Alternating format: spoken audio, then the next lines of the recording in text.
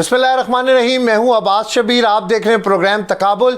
ईरानी सदर इब्राहिम रईसी साथियों समेत हेलीकॉप्टर हादसे में वफात। ईरानी सदर का हादसा, सदर और वजीर आजम का इजहार अफसोस, पाकिस्तानी परचम सुरनगो। ईरानी सदर की वफात, मशरिक वस्ता में कशीदगी बढ़ने का खतरा। मिस्री तलबा और मकामी अफराद का झगड़ा, पाकिस्तानी तलबा की जिंदगियां दांव पर। KPK हुकूमत का किर्गिस्तान में फंसे पाकिस्तानी तलबा की वापसी के लिए मुफ्त परवाजें भेजने का फैसला। खैबर पख्तूनख्वा हुकूमत का किर्गिस्तान से पाकिस्तानी तलबा की वापसी के लिए 6 करोड़ रुपए का फंड जारी। किर्गिस्तान से अब तक 540 तलबा की वतन वापसी। बानी तहरीक इंसाफ 9 मई और आज़ादी मार्च समेत 3 मुकदमात में बरी। बानी PTI के खिलाफ रिकॉर्ड पर कोई सबूत मौजूद नहीं, तफसीली फैसला जारी। शाहिद खाकान अब्बासी का कहना है कि मौजूदा हुकूमत इसी रस्ते से आई जिससे इमरान खान आए थे। जजिस तैनाती, लाहौर हाईकोर्ट ने वजीर आला पंजाब की अदालती तलबी का अंदिया दे दिया। सीनियर तज्जा निकार और सीनियर जर्नलिस्ट खावर गुमन साहब हमारे साथ मौजूद हैं। खावर गुमन साहब, thank you very much programme में वक्त देने का। गुमन साहब, ईरानी सदर इब्राहिम रईसी का जो हादसा हुआ है, इससे पहले 1 महीना पहले वो पाकिस्तान का उन्होंने दौरा किया था, बहुत सारी चीज़ें पाइपलाइन की थी। तो सर, ये कितना असर पड़ेगा सारे मामलात पर? ये यकीनी तौर पर असर पड़ेगा। उसकी वजह यह है कि एक हुकूमत के सरबराह के तौर पर जब वो पाकिस्तान आए और पाकिस्तान के साथ जो भी मामला तय हुए, खास तौर पर जो पाइपलाइन के हवाले से, बाकी भी आपको पता है कि पाकिस्तान ईरान का जो बलूचिस्तान हमारा जो बॉर्डर है ईरान के साथ, तो वहाँ पे जो एक वाकया हुआ, उसके बाद से कुछ हालात टेंस हुए। लेकिन जो है फिर ईरानी जो सदर हैं उन्हीं की वजह से और मामला जो है वो उनके अंदर बेहतरी आ गई। तो जाहिर है पाकिस्तान के लिए भी एक बहुत बड़ा नुकसान है, उम्मत मुसलमान के लिए बहुत बड़ा नुकसान है। और मैं ये समझता हूँ कि ओवरऑल जो रीजनल पॉलिटिक्स है उसके ऊपर बड़ा असर पड़ेगा। अगर हम देखें जो इस वक्त इसराइल के मुजालिम जारी सारी हैं गजा के अंदर, तो सारे अगर इस सिनारियो को सामने रखें तो इसी सारे तनाजुर में ईरानी सदर का इस तरह एक हादसे के अंदर उनके वफात होना, तो जाहिर है काफी सारी चीजें इंटरलिंक्ड हैं। और आने वाले दिनों के अंदर मजीद हमें पता चलेगा क्या वजह बनी, बैड वेदर था या इसके पीछे कोई और वजह थी। जाहिर है इसके ऊपर इन्वेस्टिगेशन होगी, लेकिन बड़ा हादसा है क्योंकि ईरान इस वक्त जो अगर देखा जाए हमारे रीजन में, इस खत्ते के अंदर एक बहुत इंपॉर्टेंट मुल्क है। आप देख रहे हैं कि जिस अंदाज से अमेरिका के साथ उनके ताल्लुकात रहे, जिस अंदाज से इजराइल के साथ ताल्लुकात उनके रहे, ज़ाहिर है उनका एक अपना नुक्ता नज़र है, उसी को लेके वो आगे जो ईरानी कौम है वो बढ़ रही है। लिहाजा ये जो ट्रेजेडी हुई है, आप देखिएगा कि आने वाले दिनों के अंदर इसके काफी ज्यादा दूरस्थ इसके असरात होंगे और पाकिस्तान के लिए खास तौर पर एक बहुत बड़ा नुकसान है। लेकिन हमें उम्मीद ये भी है, जिस तरह अभी जो सुप्रीम लीडर है ईरान के आयतुल्लाह खamenei, उन्होंने जिस तरह बताया है कि जाहिर है एक हादसा है, लेकिन ईरान जो है उसका अपना एक निज़ाम है, उसको वो सामने रखते हुए आगे बढ़ेंगे। और जो मामलात हैं खास तौर पर हुकूमत के, उसके अंदर किसी भी तरह का कोई जो है उसमें उसके अंदर तब्दीली या कोई उसमें प्रॉब्लम नहीं होगी। खावर गुमन साहब, आपकी बड़ी गहरी नज़र होती है तमाम इंटरनेशनल इशूज़ के ऊपर। सऊदी वफ्द एक पाकिस्तान आया था, पाकिस्तान से जाना था, वो तातुल का शिकार हो गया, यानी मुलतवी हो गया कुछ अरसे के लिए दौरा शहबाज शरीफ का। आज तुर्की के आला हुकाम भी आए, तो इनका कोई आउटकम निकलेगा, बेहतरी होगी, माशी बेहतरी की बातें की जा रही हैं इन तमाम दौरों से? देखिए जी, पाकिस्तान का हमेशा से जो है एक जो भरोसे वाला ताल्लुक है वो सऊदी अरेबिया के साथ है। खासतौर पर जब भी हमें मुआशी जो मुश्किलात का सामना होता है तो हम सऊदी अरेबिया की तरफ देखते हैं। आपको याद होगा 1998 में जब पाकिस्तान ने एटमी धमाके किए, दुनिया ने हमारे ऊपर पाबंदियां लगा दी। उस वक्त जिस अंदाज से पाकिस्तान को हेल्प की गई, तेल जिस तरह दिया गया और बाकी सारे मामला देखे गए, और आजकल भी जिस तरह पाकिस्तान के आप देख रहे हैं कि जो जिन मुआशी चैलेंजेस का हमें सामना है उनको सामने रखें। और उम्मीद यही की जा रही है कि सऊदीज आएंगे, इन्वेस्ट करेंगे और पाकिस्तान के हालात के अंदर बेहतरी आएगी। और उम्मीद हमें अच्छे की रखनी चाहिए। और जाहिर है पाकिस्तान के अंदर इस वक्त जो हालात वाक़यात हैं, खास तौर पर जो फॉरेन इन्वेस्टमेंट के हवाले से जो एक रेड टेपिज्म का एक बहुत बड़ा मसला रहा है, क्योंकि बाहर का इन्वेस्टर आना चाहता है, लेकिन यहाँ पे जब इन्वेस्टर आता है उसे दर्जनों जो है एनओसीज लेने पड़ते हैं, वो इन्वेस्टर बेचारा वो जो है उन्हीं एनओसीज को हासिल करते करते थक जाता है और वापस भाग जाता है। अब SIFT है और ये वन विंडो ऑपरेशन का जो एक तरीकाकार राइज किया गया, उम्मीद यही की जा रही है कि मामलात के अंदर बेहतरी आएगी और हमें अच्छे की उम्मीद रखनी चाहिए। और जाहिर है हमारे ब्रादर इस्लामी मुल्क हैं और मुश्किल वक्त में हमने भी उनका साथ दिया है, चाहे ईरान हो, चाहे टर्की हो, चाहे सऊदी अरेबिया हो, UAE हो। और इस वक्त हमें मुआशी हालात जाहिर है हमारे अच्छे नहीं हैं और हम अच्छे की उम्मीद रखते हैं और इससे पहले भी इन तमाम मुल्क ने हमारी मदद की और अभी भी इंशाल्लाह अच्छे की उम्मीद रखनी चाहिए। गुमान साहब, बस लास्ट क्वेश्चन है, ये बानी PTI के केसेस को आप किस नज़र देख रहे हैं? गुज़िश्ता एक हफ्ते में हमने देखा कि बहुत सारे केसेस के अंदर जमानतें भी हो रही हैं, बरी भी हो रहे हैं, इन पर ज़रा कमेंट कर सकते हैं? देखें जी, बानी PTI का जहाँ तक मामला है मेरी नज़र में ये कानूनी से ज़्यादा सियासी है और सियासी जो मामलात हैं वो सियासत के ज़रिए ही उनका हल आप निकालते हैं।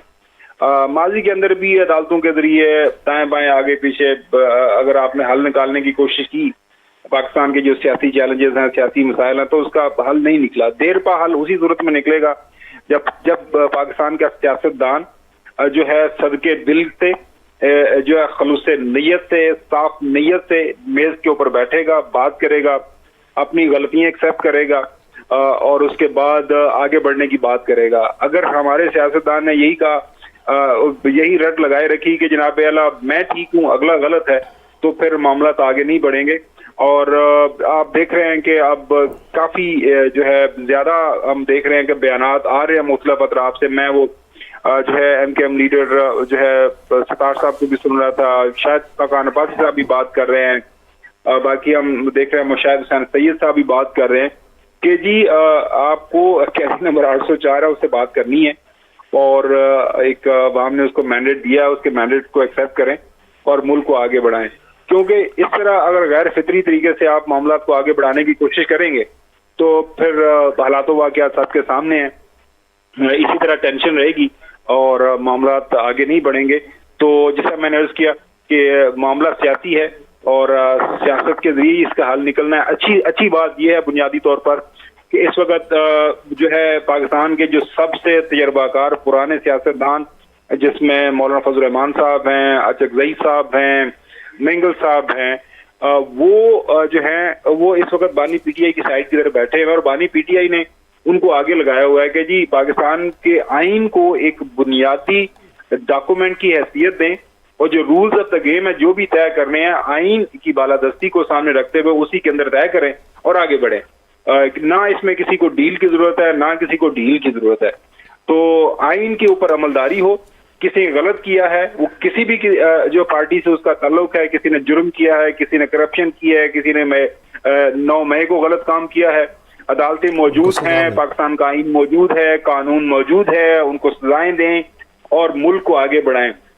और सबसे बड़ी वजह पाकिस्तान के अंदर जो खराबी की हमेशा यही रही है कि जो बेचारी अवाम है जिसके पास पाकिस्तान के आइन के मुताबिक जो है हक इक़्तिदार है, हक हुक्मरानी उस अवाम के पास है, उसको हमने अभी तक हक दिया नहीं है।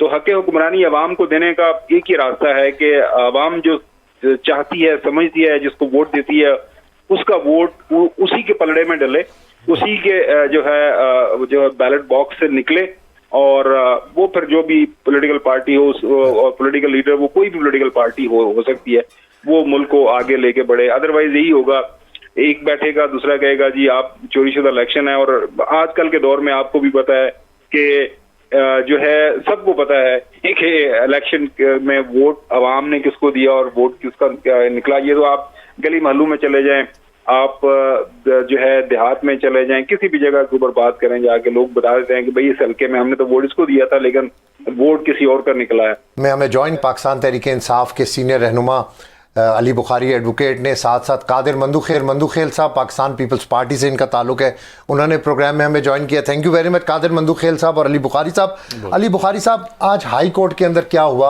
और जो मैंने खावर गुमन साहब के सामने क्वेश्चन रखा उसी पर कमेंट करिएगा कि अब ये केसेस का आप क्या रिजल्ट देख रहे हैं? जी बिस्मिल्लाहिर्रहमानिर्रहीम। सबसे पहले तो शबीर भाई, आज जो हमारी कोर्ट हियरिंग थी जो इस्लामाबाद हाई कोर्ट में जो हमारा इलेक्शन ट्रिब्यूनल था उसमें थी, जिसको ऑनरेबल जस्टिस कर रहे थे हियरिंग्स उन्होंने। लास्ट डेट ऑफ हियरिंग थी जो हमारी फर्स्ट डेट ऑफ हियरिंग थी, दैट वाज 2 मई 2/5/24 को हियरिंग हुई। उसके अंदर बड़ा कैटेगरिकली ऑर्डर जो है वो ऑनरेबल इस्लामाबाद हाई कोर्ट ने, इलेक्शन ट्रिब्यूनल ने उस 4-5 पेजों का दिया। उसमें बाकायदा हमारी कंटेंशन सारी सुनी गई। हमने सारे फॉर्म 45 ओरिजिनल और जो ईसीपी ने अपलोड किए थे, अपलोडेड फॉर्म्स जो हैं उनको कंपैरिजन ड्रॉ करके टेबल के ऊपर रखा फॉर्म 46, 47 के अंदर, और बताया कि सर यहाँ पर टोटल वोट 1000 है, यहाँ से 1800 निकाल दी गई। ये ओरिजिनल रिजल्ट है, इसमें ये किया गया। फॉर एग्जांपल मेरे अन्य 48 हल्के में से 91 पोलिंग स्टेशन थे 261 में से, जिनके अंदर रिगिंग की गई, स्वैपिंग की गई, और उसके बाद आफ्टर पोलिंग उसके अंदर गड़बड़, वो पूरा थॉरली एग्जामिन किया गया। फॉर्म 46 जो ईसीपी के अपने डॉक्यूमेंट्स हैं, उसके बाद ऑर्डर एक comprehensive honourable Islamabad high court ने दिया कि रिटर्न कैंडिडेट्स जिनको इन्होंने बनाया along with all other candidates जितने मेरे अगेंस्ट थे, और ईसीपी फॉर्म 45, 46 जो आपका इलेक्शन मैनेजमेंट सिस्टम बनाया था ईएमएस का, वो वाला रिपोर्ट सारी की सारी सबमिट करें, जो पब्लिक डॉक्यूमेंट है, जिसके मांगा था हमने इनसे एप्लीकेशन। सर आपको हाई कोर्ट से क्या नजर आ रहा है? जो मैं वो अर्ज कर रहा हूँ, मैं थोड़ा सा डिटेल्स आपको बता दूं। वो जो हमने मांगी उन्होंने नहीं दी। हाई कोर्ट ने मेरी रेट अलाउ की कि ये मेरा राइट है, मुझे मेरे डॉक्यूमेंट्स अटेस्टेड कॉपी दें, जो आज तक उन्होंने नहीं दी। तो हमने तो कहा ठीक है जी, अदालत में आ जाएं, फराज़े करा लें, बाहर भेज दें, बिठा लें इनको ईसीपी को भी और रिटर्न कैंडिडेट्स को भी जाम मस्जिद में बिठा लें। खाना कहा बिठा लें, उन्हें क्या यार दे दें, देख लें, कुछ भी नहीं होता तो इसका फराज़े करवा लें। आज उसके अंदर ये हुआ, बड़ी अनफॉर्चुनेटली बात आपको ये बता रहा हूँ जी, कि इतना अनफॉर्चुनेट हुआ कि ईसीपी के डेजिग्नेटेड लॉ ऑफिसर्स वहाँ पर आए और उन्होंने एक एप्लीकेशन मूव की कि सर अपना ऑर्डर रिव्यू कर दें, हम ये जमा नहीं करवाएंगे। जिसके ऊपर जज साहब ने कहा कि ऑब्वियसली हमारे आर्गूमेंट्स के बाद के रिव्यू की पावर्स तो मेरे पास है ही नहीं। तो उन्होंने कहा जी, मैंने बल्कि कहा वहाँ कि जी आप ईसीपी को रिप्रेजेंट कर रहे हैं या बाकी सबको भी रिप्रेजेंट कर रहे हैं? तो जिनके फॉर्म जिनके पास हैं, मेरे पास हैं, मैंने कोर्ट में पेश कर दिए, बाकी जो लोग हैं उन्होंने भी पेश कर दिए। भाई आपका जो रिटर्न कैंडिडेट है कहीं से तो जीता होगा ना, उसके पास कुछ तो चीज़ होगी ना, उसको दें और आप अपने तो डॉक्यूमेंट सबमिट करें। उसके ऊपर जज साहब ने उनकी एप्लीकेशन जो रिव्यू की थी उसको तो उन्होंने एक्सेप्ट नहीं किया, और अपना ऑर्डर जो उन्होंने कहा जी इसको रिव्यू करके थोड़ा उसमें अमेंड करें, उन्होंने वो भी नहीं किया। वो ऑर्डर 2 मई वाला एज इट इज़ वहाँ मौजूद था, और उसके बाद उन्होंने 5 दिन का टाइम दिया कि सारे के सारे अपने स्टेटमेंट क्या पैरावाइज कमेंट्स जो हैं वो सबमिट करवाएं अलॉन्ग विद द डॉक्यूमेंट्स जो कोर्ट ने कहे हुए हैं सारे के सारे। 28 तारीख को क्लियर हो जाएगा, डॉक्यूमेंट्स आ जाएंगे। ये इंशाल्लाह ना हमने इसको मैराथन की बहुत लंबी रेस बनने देना है, और इवन आज ऑनरेबल कोर्ट ने खुद कह दिया भाई ये विद इन स्पेसिफिक टाइम मैंने ख़त्म करना, इसको मुकाएं विद 120 डेज। मैं कादिर मंदू खेल साहब से, मंदू खेल साहब अब तो नोटिफिकेशन भी मुअत्तल हो रहे हैं, इस्लामाबाद हाई कोर्ट से भी आज एक अहम समाअत थी इस्लामाबाद के 3 हलकों के हवाले से, और बानी पीटीआई को बहुत सारे केसेस में रिलीफ भी मिल रहा है, किस में ज़मानत हो रही है, किसी में वो बरी भी हो रहे हैं। तो क्या आप क्या देख रहे हैं सर फ्यूचर का सिनेरियो?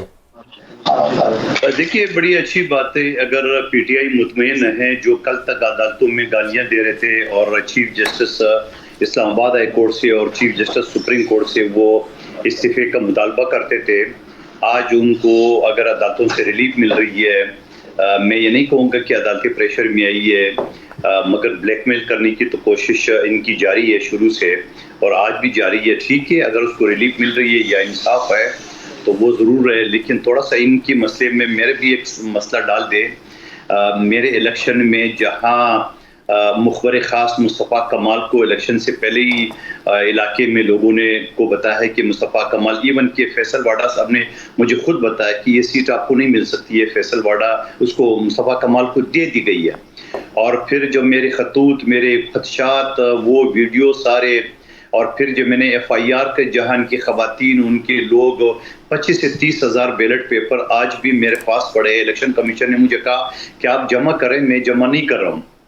आज 3 महीने हो गए, इलेक्शन कमीशन ने मेरे खिलाफ तो FIR कटवा दी है, मगर मुस्तफ़ा कमाल, हालांकि मेरी एप्लीकेशन मेरी पार्टी के सेक्रेटरी जनरल सेनेटर ताज हैदर साहब ने जो दरख्वास्त हमने दी थी 9 फरवरी को, और मेरे खिलाफ FIR काटी उन्होंने 16 फरवरी को, यानी क्योंकि मेरी दरख्वास्त को देख के उन्होंने FIR की। वो FIR तो ख़त्म भी हो गई है क्योंकि इलेक्शन कमीशन ने तो एक तरफ लिखा कि कोई वाक्य हुआ ही नहीं है और दूसरी तरफ FIR के लिए गए। तो PTI के दोस्तों से मेरी दरखास्त है कि मेरी दरखास्त भी आप अपने सामने रख ले और अल्लाह करे आपको रिलीफ मिल जाए और कोने खांचे में मुझ गरीब की भी फरियाद इलेक्शन कमीशन या हाई कोर्ट सुन ले।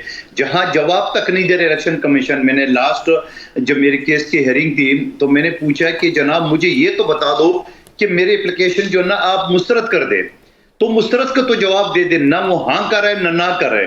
तो अच्छा करे, अच्छा है अगर PTI के साथ जो है ना वो हमारी भी एक दरखास्त सुनी जाए तो अच्छी बात है। और कम से कम हमने तो पहले भी अदालतों की इज्जत की है, हालांकि हमें झूठे केस में फांसियां चढ़ाई है, हमारे कत्ल के बीबी शेख के कातिलों को रिहा कर दिए है, फिर भी हम कहते हैं जी अदालतें। तो हमने तो कभी भी अदालतों को उन अल्फाज से नहीं नवाजा जो PTI वाले नवाजते। तो अच्छी बात है अगर मिल गई, आपका सवाल है। अली बुखारी साहब, एक तो क्लाइंट आपको और भी मिल गए, कादिर मंदूखेल साहब। ये भी देखें जी, इनकी भी पिटीशनें हैं सारी, ये भी उसी दर्द में है जिस दर्द में आप हैं। चलें जी, वो तो फिर एक अच्छी बात यह है कि कॉमन जेस्चर आ गया कि हम भी वही फेस कर रहे हैं जो ये कर रहे हैं। कादर भाई वैसे ही जी is a very decent guy, हमारे भाई हैं बड़े। तो सर मैं आप मुझे हायर करें, हम आपकी पिटीशन एज अ काउंसल ज़रूर करेंगे जी उसके अंदर। सेकंड सर मैं आपको एक बात बताऊँ, 2 क्वेश्चन आते हैं, लेकिन एक बात ध्यान रखना कि आपको पार्टी से तो नहीं निकालेंगे कि सर मैंने बात की है प्रोफेशनली, आप मुझे एज अ वकील हायर करेंगे, मैं तो अपनी फीस दूंगा सर और मुस्तफा कमाल के अगेंस्ट। अच्छा सर, इसमें जो दूसरी बात थी वो आपने की थी खान साहब के केसेस के हवाले से।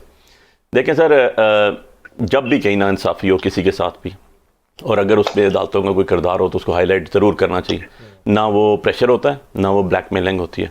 मुझे अच्छी तरह याद है कि पीपल्स पार्टी कहती होती थी पंजाब वालों के लिए और कानून और सिंध वालों के लिए और कानून। इनका नारा होता था किसी दौर में ये कि इंसाफ पंजाब वालों को और मिलता है, 10-10 साल की कंडोनेशन भी मिल गई और हमें तो वो आज भी हमारा नारा है। ठीक है, तो ये इनकी बात है, तो इनकी बात है।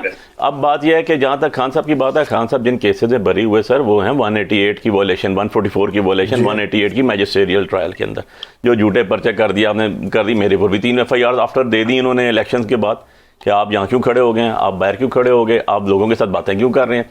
सो वो होगी वॉयलेशन, उसके अंदर बरी ही होना था क्योंकि उसके अंदर जो कंप्लेनेंट था वो कंप्लेनेंट बन ही नहीं सकता था, लीगल एम्बिग्विटी थी। मैं खुद खान साहब के केसेस में पेश हुआ तो उसके अंदर कन्विक्शन तो हो नहीं सकती थी, तो अल्टीमेटली वो इक्विटल ही होना था। वक्ती तौर पे प्रेशर डेवलप करके 50, 100, 80 FIR दे दी गई जिनमें बेलें कराते रहे खान साहब भी, बाकी लोग भी बेचारे वर्कर्स भी आते रहे। केसेस जो थे वो आपके हैं जिनमें कन्विक्शन हुई है, और हमें कोई रिलीफ भी पिछले 100 केसेस में, जो 2 साहब बहादुर का नाम इन्होंने लिया, मैं तो नहीं लेता हूँ नाम, उनकी कोर्ट से हमें नहीं मिले। और जो जेन्युइन रिलीफ बनता है, for example as a council मैं बात कर रहा हूँ कि कोई मुल्ज़म आता है, उसको कन्विक्शन हुई होती है और मैं उसकी वकालत करता हूँ, तो मैं उसकी अपील फाइल करता हूँ और अपील के साथ मैं एक और पिटीशन फाइल करता हूँ। CM होती है suspension of operation of the प्यूर्ड जजमेंट और ऑर्डर।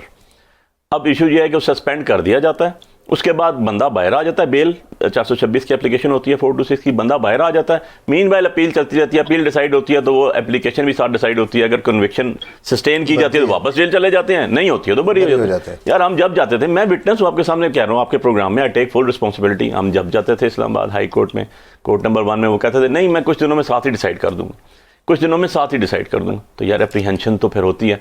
जो बंदा जेल में होता है उसको पता होता है, उसकी फैमिली जेल में है, उसकी, इनको पता है पीपल्स पार्टी वालों को इन्होंने जेलें काटी। सो ये तो ये कह नहीं सकते कि जी इंसाफ जो है वो बहुत फौरी और सस्ता हो जाता है और बड़ा अचानक से आपको मिल जाता है। नहीं, हम तो स्ट्रगल कर रहे हैं, हमने स्ट्रगल की है और करके दिखाई है, कैदें भी काट के दिखाई हैं।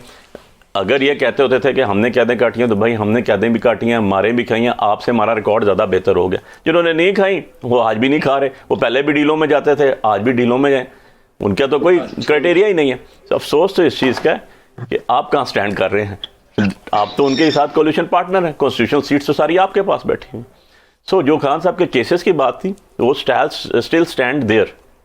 कौन से वाले जिनमें कन्विक्शन हुई है? मैं वही मंदूखेल साहब से, मैं मंदूखेल साहब 144 के केसेस ठीक हैं, 188 के बरी हो रहे हैं। आपकी नज़र में बीइंग अ लॉयर कौन से ऐसे केस हैं जिसमें खान साहब का बहुत मुश्किल है कि वो उनको रिलीफ मिले?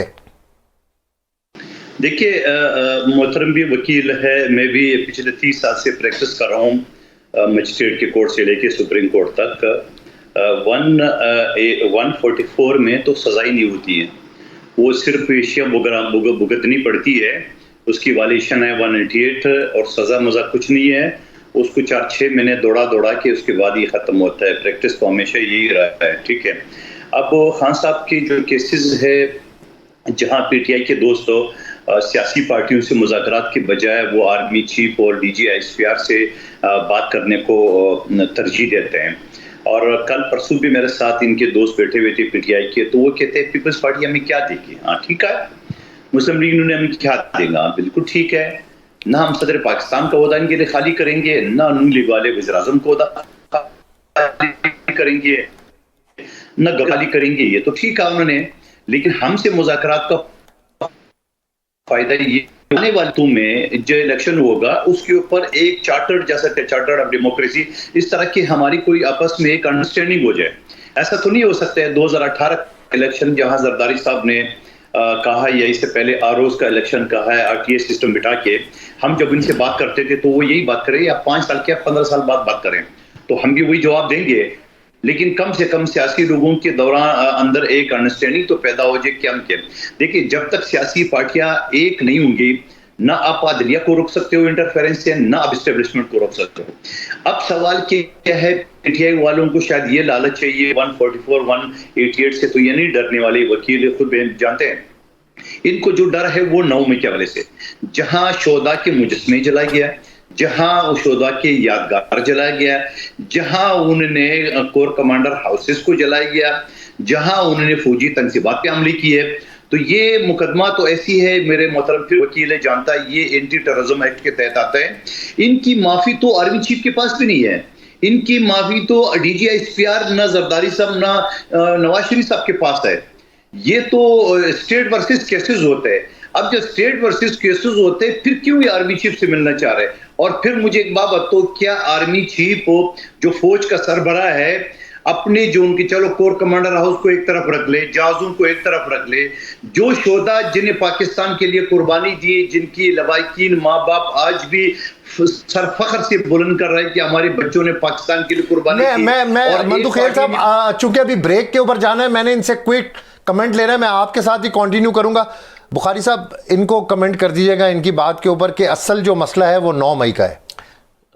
बास भाई, एक्चुअली जो पहली बात मैंने की वो तो इंडोर्स कर दी कादर भाई ने, जो अभी की कुटल के हवाले से। 9 मई पे आ जाता हूँ। अब 9 मई के जो केसेस हैं, देखें उसके अंदर एक बहुत बड़ी एविडेंस है। 9 मई के हवाले से बात करूँ एंड पूरी रिस्पॉन्सिबिलिटी से, सारी की सारी जगहों पे कैमरे वीडियोस मौजूद थी, CCTV फुटेज मौजूद थी। हम तो कह के थक गए, निकालें CCTV फुटेज। जो लोग इन्वॉल्व थे दैट्स समथिंग एल्स, जो लोग नहीं इन्वॉल्व थे आपने बेगुनाह लोग उठा के अंदर डाल दिए। जिसका दिल किया 6-6 महीने बाद मैं पिंडी एंटी टेररिस्ट कोर्ट में जाके जहन की और सबकी बिलें करवा रहा हूँ, 8 महीने बाद 7 महीने बाद याद आ गया इसका नाम भी डाल दें, इसका नाम भी डाल दें। ऐसा कभी नहीं हुआ। ये पॉलिटिकली मोटिवेटेड केसेस होते हैं। एक जुमला नंबर 1 और एक जुमला ले ले। देखिए, आप बिल्कुल सही फरमा रहे हो, ये मैं भी नहीं कहता हूँ, हर शो में ये कहता हूँ कि 100% लोग जो बंद है वो गुनहगार नहीं है। तो आप खुद ही लिस्ट दे दे, जैसे एहसान न्याजी, इमरान खान साहब का भांजा, जो कोर कमांडर के घर से वर्दी लेके बाहर आ गए, पता नहीं किस तरह लिया है, वो तो अल्लाह जानता है। तो अब ये बताओ, जो वीडियो में आपके लोग मौजूद है, आप उनकी लिस्ट देते, बोलो भाई ये हमारे लोग मुलवस है, तो फिर स्क्रूटी हो जाएगा। जब 9 GRT बनी थी उस वक्त आपने लिस्ट क्यों नहीं दिए? और ये जो वीडियो ऑडियो है ये तो एडमिसिबल है। मैं मंदू खेल साहब, मैं एक ब्रेक की तरफ कंटिन्यू कर आपसे मैं लेता हूं कमेंट। जी क्विक अब्बास भाई, इसके अंदर मैंने यही बात की कि वो CCTV फुटेजेस, वो वीडियोस किसके पास हैं, और अगर वो आज नहीं आई, एविडेंस का हिस्सा नहीं बनी, तो वो लोग तो फिर डेफिनेटली अंडर क्वेश्चन है, whatsoever they are, whosoever they are. Mandokhel साहब ने बात की है नईम हैदर साहब के 144 और 188 के केसेस के अंदर तो 6 महीने बाद बरी भी हो जाते हैं और रिलीफ भी मिल जाता है। लेकिन अगर जो खतरा है तहरीके इंसाफ को, बानी PTI को, वो 9 मई के केसेस के हवाले से। बहुत शुक्रिया जी अब्बास शबीर साहब, आपने मौका दिया। तो देखिए, 9 मई के हवाले से केसेस जो है ना जी, मैं आपके सामने रखता हूँ कि जब ज़मानत मुख्तलिफ ज़मानतों की दरख्वास्तों के ऊपर समाअत थी डिस्ट्रिक्ट कोर्ट के अंदर, तो जब ज़मानतें डिसाइड हुई और खान साहब के हक़ में कन्फर्म हुई, तो अदालत ने उस ऑर्डर के अंदर बड़ी 3-4 चीज़ें लिखी। उन्होंने कहा जी कैसे बिहाइंड द बार एक बंदा जो है, जिसके पास ना फ़ोन की एक्सेस है, ना उसका किसी के साथ जो है वो इंटरेक्शन है, रब्ता है, और रिकॉर्ड के ऊपर भी कोई ऐसी चीज़ नहीं है, कोई शवाहिद नहीं है, कोई वीडियो नहीं है, कोई ऑडियो नहीं है जिससे आप कह सकें कि इमरान खान साहब का ये रोल है, एट्रीब्यूट कर सकें, कोई एविडेंस पेश कर सकें या आपने की हो। इस बुनियाद के ऊपर ही उन्होंने कहा कि जो है वो ज़मानतें कन्फर्म की जाती हैं। अब आज का क्या हुआ है? अब आज ये हुआ है कि 9 मई के हवाले से जो मुकदमा यहाँ पर इस्लामाबाद में मुख्तलिफ दर्ज हुए थे, तो मैंने खान साहब की तरफ से 249 की एप्लीकेशन दी कि खान साहब को बरी किया जाए, कोई एविडेंस नहीं है, कोई प्रोसिक्यूशन के पास कोई शहादत नहीं है, कोई ऐसी चीज़ नहीं है। तो मुकम्मल तौर पर प्रोसिक्यूशन जो है वो नाकाम रही है। प्रोसिक्यूशन के पास कोई ऐसी चीज़ नहीं थी जिससे वो कह सकें कि जनाब इनके ऊपर ये जुर्म बनता है और ये ट्रायल जो है चल कर आगे इसमें सज़ा होगी। 249 की एप्लीकेशन जब दी जाती है ना, तो 249A का मतलब ये होता है कि जो मजिस्ट्रेट होता है उसके पास पावर होती है कि वो किसी टाइम भी ड्यूरिंग ट्रायल वो समझे कि केस अगर चलाया भी जाए, कोर्ट का वक्त ज़ाया किया जाए और सारा कुछ किया जाए, तो उसके बाद भी अगर सज़ा नहीं होनी तो फिर ट्रायल कोर्ट के पास 249A के अंदर इख्तियार है और वो उस वक्त बरी कर देती है। आज अल्हम्दुलिल्लाह 249A की एप्लीकेशन के ऊपर फैसला है और खान साहब 9 मई के मुकदमे में बाइज्जत बरी हो गए। तो ये मैं कादिर मंदोखेल साहब के सामने रखना चाहता हूँ कि बरी ही इसी वजह से हुए हैं क्योंकि कोई ऐसे शवाहिद नहीं थे। ये था 9 मई जो कि मुसलसल एक टारगेट करके एक पूरी पार्टी को डिसमेंटल करके इमरान खान साहब के ऊपर मुकदमात बनाकर, लीडरशिप के ऊपर मुकदमात बनाकर, तमाम लोगों को अंदर डालकर, ख़वातीन को अंदर डालकर, इलेक्शन के अंदर धांधली करके, वो भी जस्टिफिकेशन इसी की देते हैं। जलसा ना करने देने की इजाज़त के ऊपर भी कहते हैं ये 9 मई वाले हैं, रैली के ऊपर भी कहते हैं 9 मई वाले, फ़लस्तीन के हक में निकालें एहतजाज, हम 9 मई वाले। चलें, ये तो पॉइंट ऑफ व्यू आपका आ गया। मैं आप इसे शुरू करता हूँ बात को और फिर मंदोखेल साहब से इसका रिप्लाई लूँगा। मुस्तफ़ा कमाल साहब का और फैसल वावडा का जो तौहीन अदालत की है सुप्रीम कोर्ट में, आपको क्या नज़र आ रहा है? देखिए, मुस्तफ़ा कमाल और फैसल वावडा जो हैं या बाकी जो PMLN के रहनुमा है या जो आकर यहाँ पर वो बोलते रहे जज के ऊपर, वो बेसिकली कोई उनको अपनी ज़ात के रिलेटेड कोई मामला नहीं था। हाँ, उनको ये ज़रूर था कि वो एक तरफ से बेनिफिशरी हैं, फॉर्म 45 के मुताबिक वो हारे हुए थे, फॉर्म 47 लिए हुए थे, तो जिन्होंने उनको जितवाया था उन्होंने भेजा है कि आप जाकर हमारी नुमाइंदगी करें। क्योंकि देखें, जज साहब केस कौन सा सुन रहे हैं? सर्वेलेंस वाला, कि कैसे जो है वो किसी की रिकॉर्डिंग की जाती है, वो हमें तरीकाकार पता चले ताकि ये काम रोके जो लोगों को ब्लैकमेल किया जाता है, वीडियोस लगाई, रिकॉर्डिंग की जाती हैं। तो उसके ऊपर फैसल वाडा और सारे आकर यूं शुरू हो गए कि जनाब पगड़ियाँ हम उछालेंगे, ये करेंगे, वो करेंगे, और पगड़ियों को हम पत्नी फुटबॉल बनाएंगे आपकी पगड़ियों को। तो क्यों वो ऐसी बात कर रहे थे? क्योंकि उन्हें इस महाज ये दिया गया था कि आपने जाकर ये करना है। और हम ये उम्मीद रखते हैं कि काजी साहब, क्योंकि ये आपके इदारे की तकरीम का मामला है, इसके ऊपर जैसे आपने स्टार्ट किया है, इनको तौहीन अदालत की कार्रवाई करते हुए इन्हें सज़ा सुनानी चाहिए।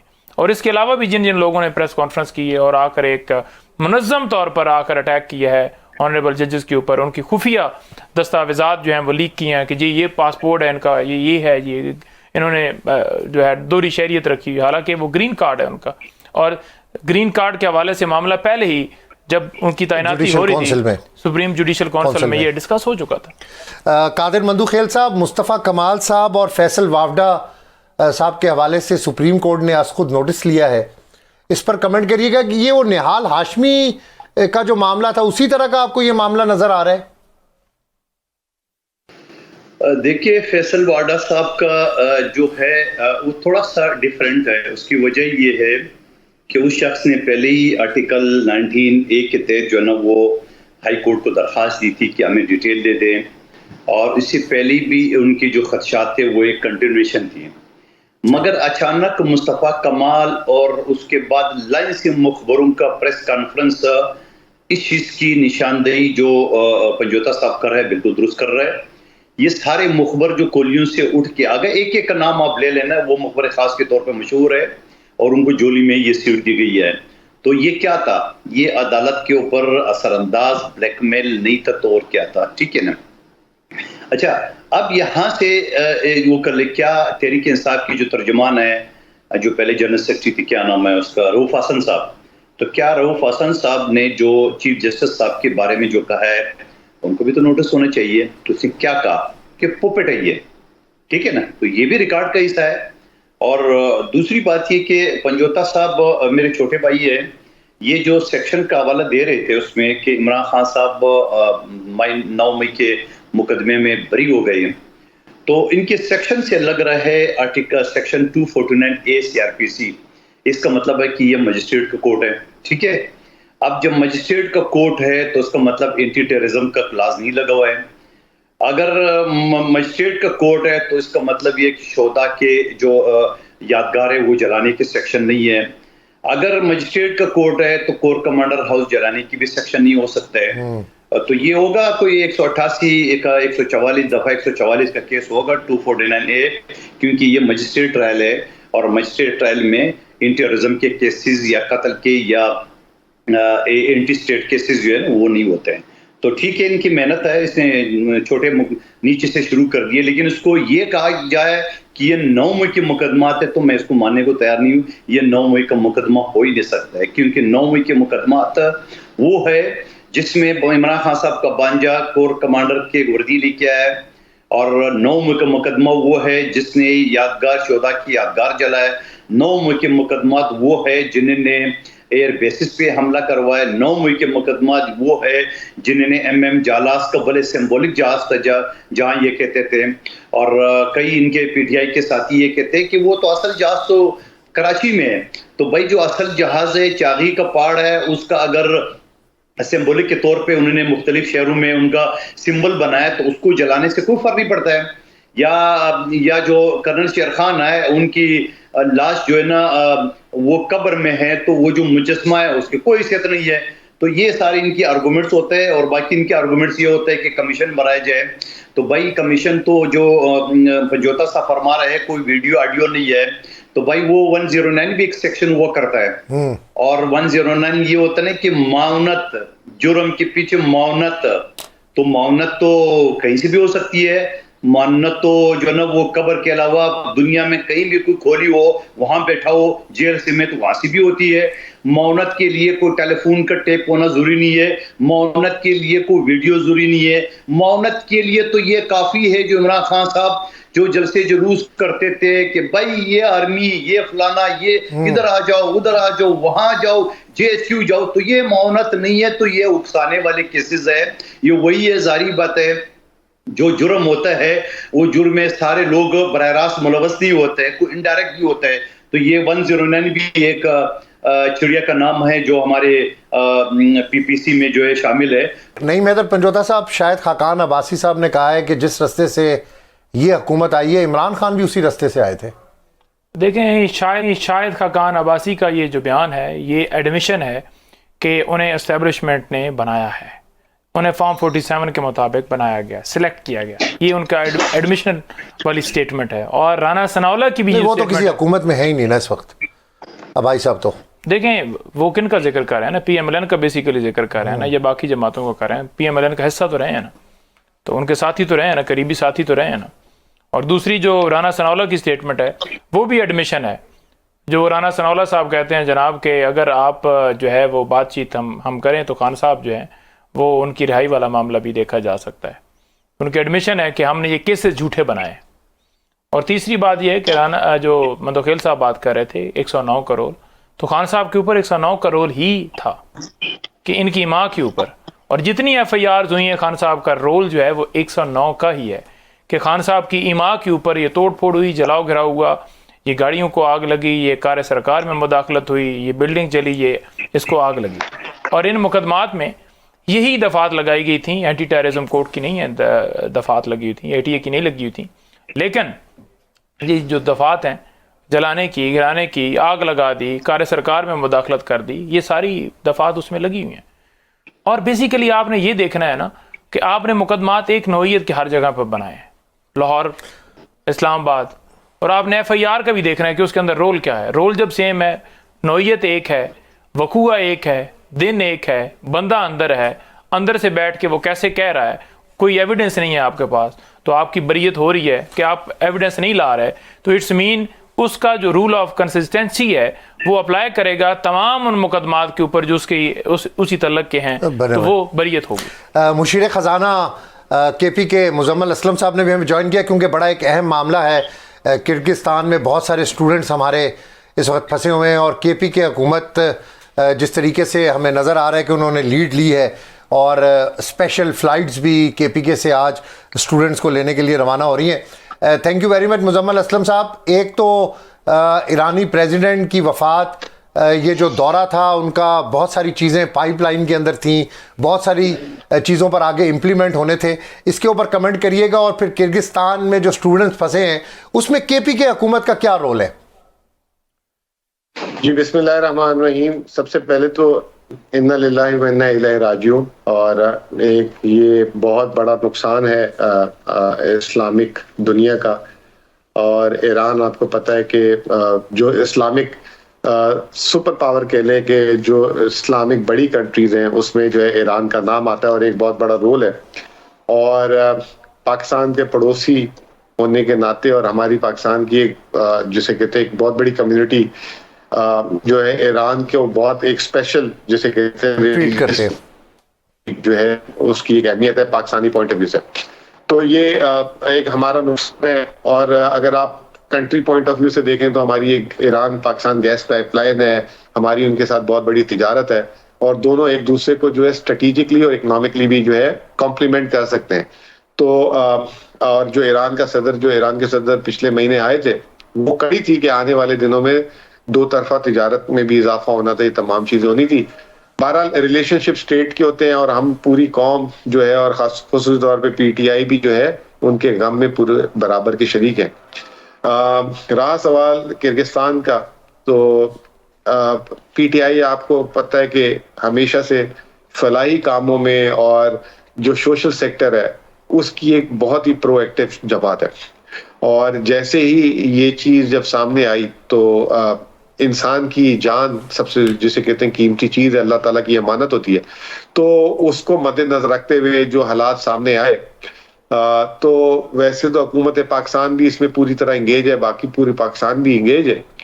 जहां पे हमने वैक्यूम देखा वहां पे हमने इंटरवेंशन की। और वैक्यूम क्या था कि उनको पाकिस्तान लेकर आना वापस, और उसके लिए जो है लाजमी सी बात है अखराजात है, फिर अरेंजमेंट्स हैं, फिर टिकट्स करवाना। इस इमरजेंसी में बच्चा उस वक्त छुप रहा है, वो क्या कैसे करेगा, और फिर यहाँ फैमिली अलग पैनिक हो रही है। तो वो जो है वजीर आला KP ने जो है इमरान खान साहब की रिवायत को सामने रखते हुए बड़े खुले दिल से जो है सिर्फ KP की अवाम नहीं पूरे पाकिस्तान के लिए ये ऐलान किया उन्होंने।